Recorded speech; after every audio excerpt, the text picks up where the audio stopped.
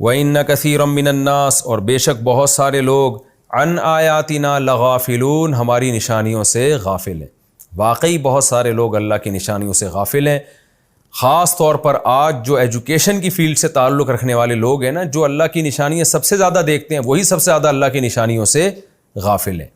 تو یہ رکو بھی ہمارا کمپلیٹ ہوا، اس کا خلاصہ میں مختصر لفظوں میں بیان کر دیتا ہوں۔ اللہ تعالیٰ نے سب سے پہلے موسیٰ علیہ السلام کی قوم کی قسم پرسی بیان کی اس رکوع میں، کہ فرعون کے خوف سے ایمان لے کر آئے تھے، اور موسیٰ علیہ السلام نے اپنی قوم سے کہا کہ اللہ پہ اعتماد کرو، توکل کرو۔ ہمیں اس میں کیا سبق ملتا ہے؟ بھائی ہم نے شریعت پہ چلنا ہے۔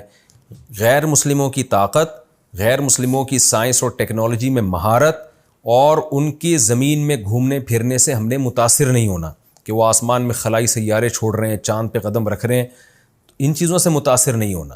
ہاں ٹیکنالوجی میں تو ہم نے بھی آگے بڑھنا ہے، وہ تو اللہ اور رسول کا حکم ہے، اس کے الگ دلائل ہیں، لیکن اس کی وجہ سے حق کے راستے کو نہیں چھوڑنا۔ تو اور کوئی آزمائشیں آئیں تو کیا کرنا ہے؟ وہی جو موسیٰ علیہ السلام نے قوم سے کہا تھا، بھئی اللہ پر ایمان ہے تو اس پر اعتماد کرو نا۔ اگر سب کچھ ظاہری اسباب سے ہی ہونا ہے تو پھر اللہ کا کیا مطلب ہے؟ مسلمان تو جب اسباب فیل ہو جائیں تو تسلی میں ہوتا ہے، اس لیے اسے پتہ ہے کہ میں ایسی ذات پر ایمان رکھتا ہوں جو کچھ کرنے میں اسباب کی محتاج نہیں ہے۔ دوسری بات اس میں یہ بھی پتہ چلا کہ شدید مجبوری میں گھر میں بھی نماز پڑھنے کی اجازت ہے۔ آج بھی یہی مسئلہ ہے۔ اس دور میں تو مسجد میں نماز کے علاوہ نماز ہوتی نہیں تھی، مگر جان کا اور شدید تکلیف کا خوف تھا، اس لیے اللہ نے بنی اسرائیل کو چھوٹ دے دی کہ گھروں میں نماز پڑھو۔ تو آج بھی اصل حکم تو یہی ہے کہ مرد کے لیے مسجد میں جماعت سے نماز پڑھنا واجب ہے۔ وہ نہیں پڑھے گا مسجد میں جماعت سے نماز، گناہ گار ہوگا۔ گھر میں پڑھے گا نماز ہو تو جائے گی، مگر گناہ ہوگا جماعت سے نماز چھوڑنے کا۔ لیکن اگر کوئی خوف ہے، کوئی مجبوری ہے، تو پھر آج بھی یہی حکم ہے کہ آپ گھر میں نماز پڑھ سکتے ہیں۔ غیر مسلم ممالک میں جہاں مسلمانوں پہ ظلم ہو رہا ہے، جیسے ہندوستان میں بہت ظلم کی خبریں آتی ہیں اہل اسلام پر، تو ایسی شدید مجبوری میں جان بچانے کے لیے ان کو بھی جہاں مجبوری ہوگی وہاں ان کو گھر میں نماز کی اجازت دی جائے گی، لیکن نماز چھوڑنے کی کسی قیمت پہ اجازت نہیں ہے۔ اس آیت سے بھی پتہ چلتا ہے کہ اتنی اللہ کی نظر میں اہمیت ہے۔ اللہ نے کہا کوئی بات نہیں، گھر میں چھپ کے نماز پڑھ لو۔ یہی حکم ان غیر مسلموں کا ہے جو چھپ کے ایمان لاتے ہیں۔ انہیں یہ خطرہ ہوتا ہے کہ اگر ہم اپنے ایمان کو ظاہر کریں گے تو ہمارے ماں باپ ہمیں ٹارچر کریں گے۔ میں نے بتایا تھا نا، انڈیا میں کئی لڑکیاں ایسی ہیں جو گھروں کے اندر ہی مسلمان ہو گئی ہیں، اور امریکہ میں، یورپ میں آپ ایمان لے آئیں کوئی ٹینشن نہیں ہے، انہوں نے واقعی مذہبی آزادی دی ہے، بلکہ وہ آپ کو سپورٹ کرتے ہیں۔ یو ایس اے میں آپ مسلمان ہو جائیں، آپ کو کوئی دھمکی دے گا، آپ تھانے میں رپورٹ کروائیں، وہ تھانے والے آپ کو اٹھا کے لے جائیں گے، جو بھی دھمکی دے رہا ہے اس کو اٹھا کے لے جائیں گے۔ لیکن بعض کنٹریز ایسے ہیں جہاں آپ کو آزادی نہیں ہے۔ تو ہندوستان بھی انہی کنٹریز میں سے ایک ہے جہاں تک ہمیں معلومات ہیں۔ لڑکیاں مسلمان ہوتی ہیں لیکن ان کو ان کے ماں باپ ٹارچر کرتے ہیں، ان کا خاندان اور حکومت بھی تنگ کرتی ہے، جو موجودہ حکومت ہے۔ اور بھی اس طرح بعض جگہیں ایسی، پاکستان میں ہم نے دیکھا ہے کہ کسی عیسائی گھر میں عیسائی مسلمان ہو گیا، اس کے والدین ٹارچر کر رہے ہیں اس کو۔ کوئی ہندو لڑکی یا لڑکا مسلمان ہو گیا، میرے پاس کتنے یہاں پاکستان میں لڑکے آ چکے ہیں ہندو جو مسلمان ہوئے، ان کے ماں باپ نے ان کی زندگی حرام کر دی، ان کے رشتہ داروں نے قتل کی دھمکیاں تک دے رہے ہوتے ہیں، اور بعض اوقات تو قتل کر بھی دیتے ہیں۔ تو ان کے لیے بھی قرآن کا یہ حکم ہے کہ جہاں خوف ہوگا وہ اپنے ایمان کو چھپائیں اور چھپ کے نماز پڑھیں، وہ جس حد تک چھپ سکتے ہیں۔ اور اگر چھپ کے نماز پڑھنے میں بھی پکڑے جانے کا ڈر ہے اور قتل ہونے کا ڈر ہے تو پھر جان بچانے کے لیے نماز کو مؤخر کرنے کی بھی اجازت ہے، لیکن حتی الامکان نماز کی حفاظت کی جائے گی۔ وَبَشِّرِ الْمُؤْمِنِينَ، ساتھ ساتھ اللہ خوشخبریاں بھی دیتا ہے کہ یہ ٹینشن ہمیشہ نہیں رہے گی، انشاءاللہ یہ ٹینشن ختم ہو جائے گی۔ تو یہ بھی اس رکوع میں ہمیں ایک اہم بات پتہ چلی۔ اور تیسری اہم بات کیا پتہ چلی کہ شدید مجبوری میں بد دعا دینا بھی جائز ہے۔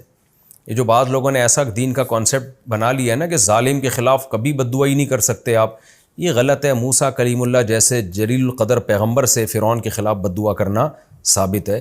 ہاں بات بات پہ بد دعائیں کرنا یہ کوئی اچھا کام نہیں ہے۔ ہمارے نبی صلی اللہ علیہ وسلم نے بھی 1 مہینہ بد دعا کی تھی، بہت رعل اور زکوان ایک ظالم قبیلے تھے ان کے خلاف، تو 1 مہینہ اللہ نے بد دعا کرنے دی، لیکن پھر آپ پر پابندی لگا دی۔ اس لیے لگائی پابندی کہ ان میں بہت سے لوگوں کو ایمان کی توفیق ملے گی، تو آپ ان کے خلاف بد دعا نہ کریں، ان کا معاملہ اللہ پہ چھوڑ دیں۔ تو اس سے پتہ چلتا ہے کنٹینیو بد دعا کرتے رہنا اللہ کی نظر میں پسندیدہ کام نہیں ہے، لیکن کبھی انسان ظلم سے تنگ آ جائے تو پھر ظالم کے خلاف بد دعا کی بھی شریعت میں اجازت ہے۔ اور ایک اہم بات یہ بھی پتہ چلی کہ جب بالکل موت کا وقت ہوتا ہے نا اور انسان عالم برزخ دیکھ رہا ہوتا ہے، اس وقت توبہ قبول نہیں ہوتی۔ یہ یاد رکھیں، اگر آپ کو یقین ہے کہ میں کچھ دیر بعد مر جاؤں گا لیکن عالم برزخ ابھی آپ نے دیکھا نہیں ہے تو بھی توبہ قبول ہوتی ہے۔ جیسے کسی شخص کو پھانسی کے پھندے پہ لے جانے والے ہیں ابھی ہم، اور اس کے ہوش و حواس سلامت ہیں، 10 منٹ بعد اس کو لٹکایا جانے والا ہے، اس کو یقین ہے کہ 10 منٹ بعد میں مر جاؤں گا، تو اس پر امت کا اجماع ہے کہ اگر اس وقت بھی وہ سچی توبہ کرے گا نا تو اللہ توبہ قبول کرے گا، کیونکہ ابھی اس نے موت کا یقین تو ہو گیا ہے لیکن موت اس نے ابھی اپنی آنکھوں سے دیکھی نہیں ہے۔ آنکھوں سے دیکھنے کا مطلب جب اس کو لٹکائیں گے اور اس کو عالم برزخ کی چیزیں نظر آنا شروع ہو جائیں گی، یعنی ایک حالت ایسی ہوتی ہے جس میں انسان زندگی اور موت کے بیچ میں ہوتا ہے۔ جیسے جب ہم سونے لگتے ہیں نا تو سوتے ہوئے ایک حالت تو ایسی ہے سونے سے پہلے ایک حالت تو ایسی ہے جس میں ہم بالکل جاگ رہے ہوتے ہیں، ایک حالت ایسی ہے جس میں ہم بالکل سو رہے ہوتے ہیں، ایک بیچ کی حالت ہوتی ہے آدھے جاگے ہوئے آدھے سوئے ہوئے، کچھ خواب کی چیزیں نظر آ رہی ہیں کچھ دنیا کی۔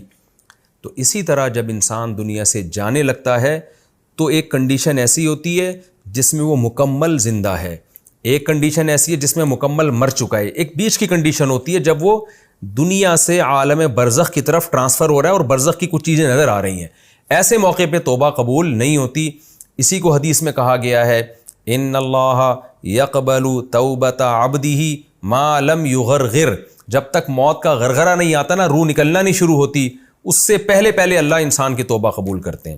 تو یہ جو فرعون کی کنڈیشن تھی جب غرق ہوا ہے نا، تو غرق ہوتے ہوئے جب یہ مرنے لگا تھا اور برزخ کی چیزیں اپنی آنکھوں سے دیکھنے لگا تھا، اس وقت اس نے توبہ کی تھی، اور اس وقت اللہ کا قاعدہ ہے کہ توبہ قبول نہیں ہوتی۔ تو یہ بھی ہمیں اس سے معلوم ہوا۔ یہ ہمارا رکوع کمپلیٹ ہو گیا۔ اور چوتھی بات، فرعون کے جسم کا محفوظ ہونا، یہ بھی اسلام کا ایک معجزہ ہے، قرآن کا ایک معجزہ ہے کہ اللہ نے اس کو